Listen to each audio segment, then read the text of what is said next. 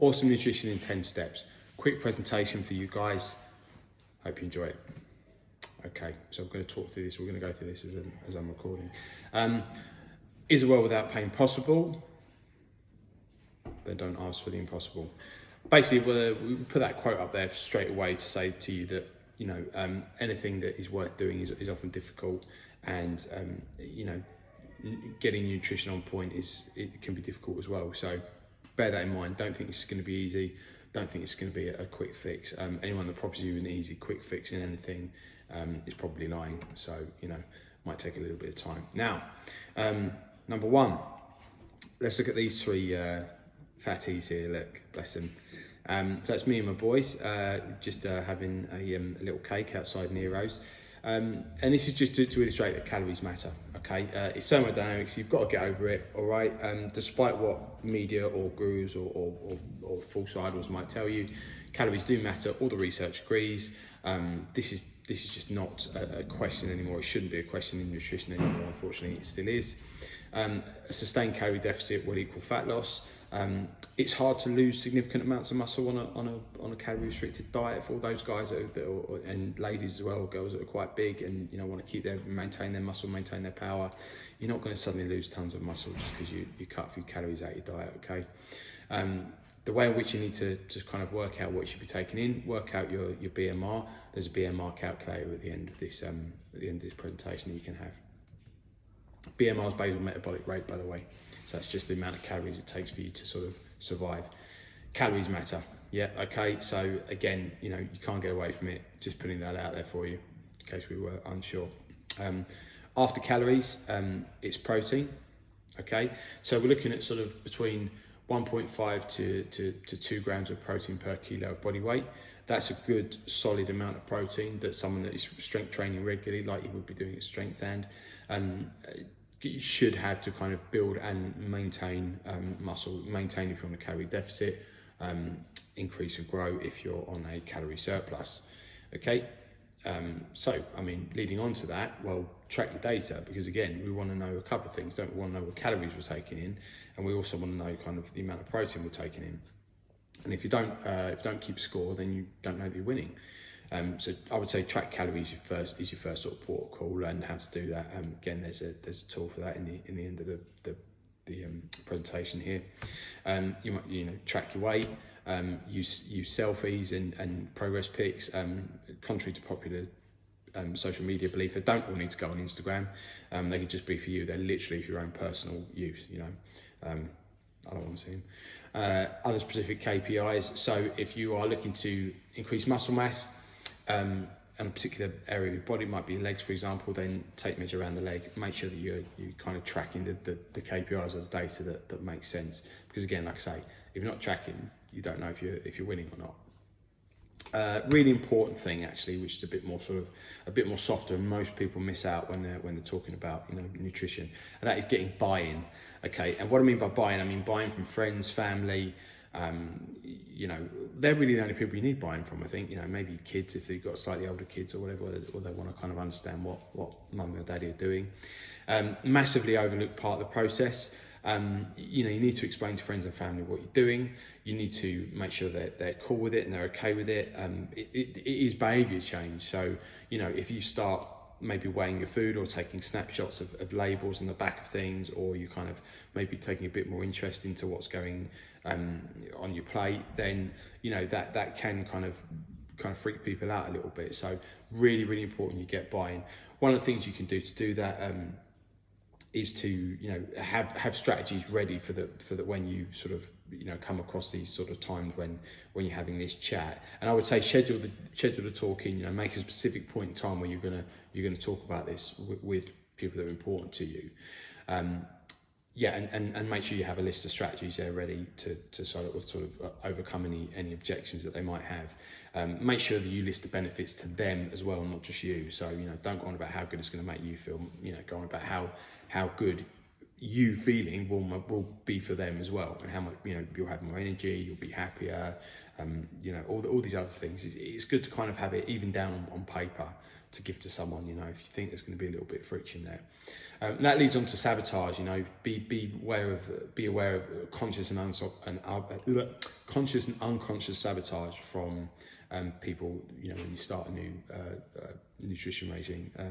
What I mean by that is the people either at work or at home that'll be saying, you know, don't worry, it's just a bit of cake, or, you know, you shouldn't be too hard on yourself. You know, have you know, Coke. You shouldn't be too hard on yourself, right? Because, you know, you shouldn't. But, you know, that quickly becomes, you know, that sort of people just trying to sabotage you a little bit, and, you know, then using emotional blackmail because they're feeling a little bit bad about themselves. Because often when you do something like this, you shine a light on what they're doing, and it might be their issues and their self-confidence and their problems that are projecting themselves onto you. So just be aware of that. And, you know, one way you can stop that from happening actually is don't be some food critic, born again, holier than thou, you know, food dickhead that, you know, because, I wouldn't eat that, or, you know, don't be judgmental. Just don't be a prick, I think, is the long and short of it. You know, I don't even know any other way to put that, really. You know, and I finish here with don't explain your philosophy, embody it. And I think that ties in nicely to what I was saying there. You know, that you don't need to go out telling everyone that, you know, you're a vegan, or you're kind of, you know, you're on your calorie deficit diet, you know, or you're eating to gain mass. You know, just embody what you're doing, and people will get it. Okay, really important. Don't be that person. So alcohol. Yeah, you know, I don't need to go in too long on this, really, or too hard. You know the score. You know it's not great for you, and you know it's probably detrimental to your diet. It's probably detrimental to everything: sleep, nutrition, the whole lot. I drink, you know, it's not something I demonise at all. I luckily over the last few years I've had a better relationship with alcohol. I never had a bad relationship with it, but certainly relationships gotten better. I would just be aware of, you know, track your alcohol intake as well, you know, from a calorie perspective as well, and it might make you make some better decisions. Also, what you'll notice is that when you do have alcohol, that chances are that your calorie things will go way off the chart, because we all know what happens when we've had a few beers or a few drinks. You know, the sweet things come out. Sustainable is the only way. Now, what I mean by this is, you know, there's loads of fad diets, there's loads of quick fixes, there's loads of things out there that you can do. They do, you know, I'm not going to say they don't work, they are effective, but, you know, are they sustainable? For example, you know, I put this up before, you know, I like skipping breakfast. Okay, you know, I don't eat breakfast in the morning. Keeps my calories low. There's no research suggests that, you know, that's a bad thing. You know, people call it intermittent fasting. I call it skipping breakfast. You know, don't put a label on it. Don't put any tools on it. It's just a tool that I use, just something that I do that I find sustainable. Allows me to sort of backload a little bit of my calories in the afternoon or the evening. But, you know, sometimes I'll get up and I'll have, you know, 6 eggs. So I'll front end a lot of my calories, you know, I front end a lot of my calories on protein. So it's just finding a method that works for you. There's tools that go into a toolbox, but, you know, you don't have to follow anything specific. You've got to do what is sustainable. Yeah, it's got to be easy. It's got to be sustainable. Otherwise, it's not going to fly long term. Okay, we're looking for lifestyle change as opposed to quick fixes. And that comes on to the next point here, which I love this quote, actually. I love the book. Just leave it up there. It's Atomic Habits by James Clear. When you fall in love with the process rather than the product, you don't have to wait to give yourself permission to be happy. And what that means is again, it comes down to that idea of, you know, if you're on a diet just for being on a diet's sake, then what's the point? You know, try and enjoy actually what you're doing, what you're eating, how you're doing it. You know, keep in mind the goal you had when you started it. And if you can do that, then regardless of kind of where the result is, you can be content and happy in the way you're moving forwards. And that comes down to a lot of it is periodizing nutrition as well, which is we can go on to later, but we're really just going through the sort of massive overview here. Trajectory always trumps result. That goes back to that thing of, you know, don't worry about where you are day to day. Don't focus on the minutiae. Focus on the macro when it comes to diets. and you know, sort of nutritional changes, it's lifestyle changes. So as long as the trajectory is moving in the right direction, you know, don't worry about what happens day to day or even week to week. You know, things fluctuate, time changes, you know, situations change, goals change. So, you know, focus on just the trajectory and your path and the journey and the process, as opposed to, you know, where you want to get to, or the actual physical number on the scales. Number on the scales is just a measurement tool, nothing else. Yeah, it doesn't tell us, doesn't give us any value to ourselves, doesn't give us any value to anything else. It's literally just a measuring tool. It's about as much use as a tape measure. Okay. Always refer back to your data to make sure your trajectory is going in the right direction for what you want. And methods change, but laws remain. So again, that comes back to the fact that, you know, it all comes down to calories, protein intake, and the basics. Anything else is, you know, anything else is that, basically. So supplements are overrated and overused.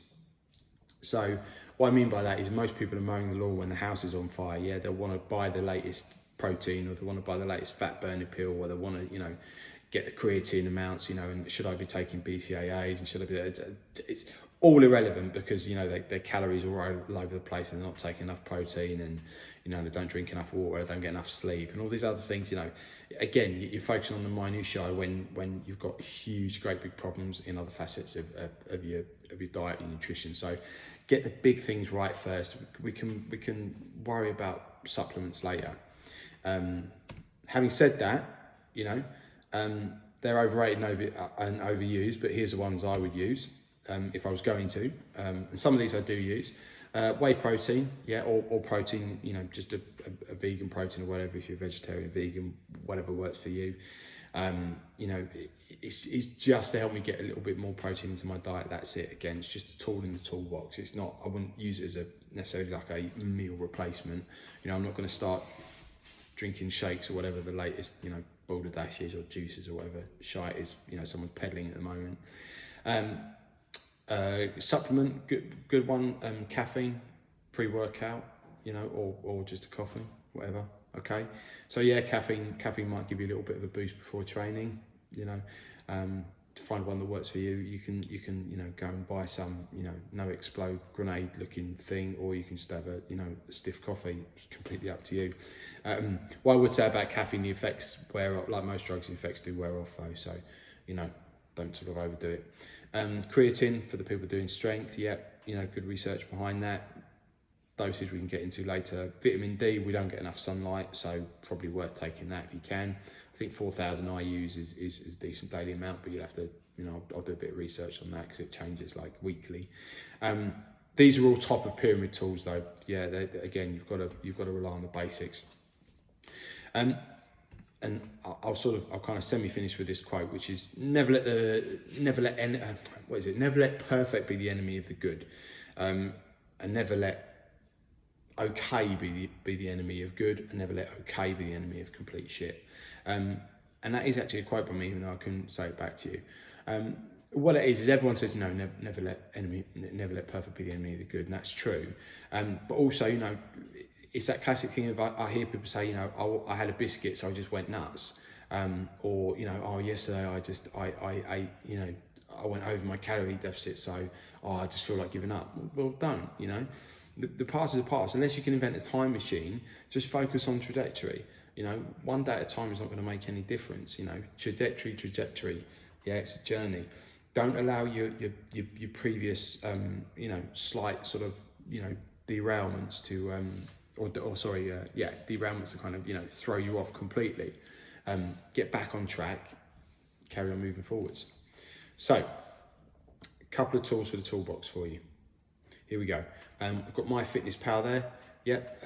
You've got protein intake. You can take from examine.com. That will tell you what your daily protein intake will do the calculate for you. And there's BMR calculator on calculator.net. Anything else? Any other ones? I've left a blank space there on purpose. It's not a fault. That's for anything that you guys want to feed back to me. You know, put it in the comments, and we'll start adding to this presentation as we go. There you go, 14 minutes. I said it was going to be 10. Not too bad. Leave a comment for us, and yeah, see you soon.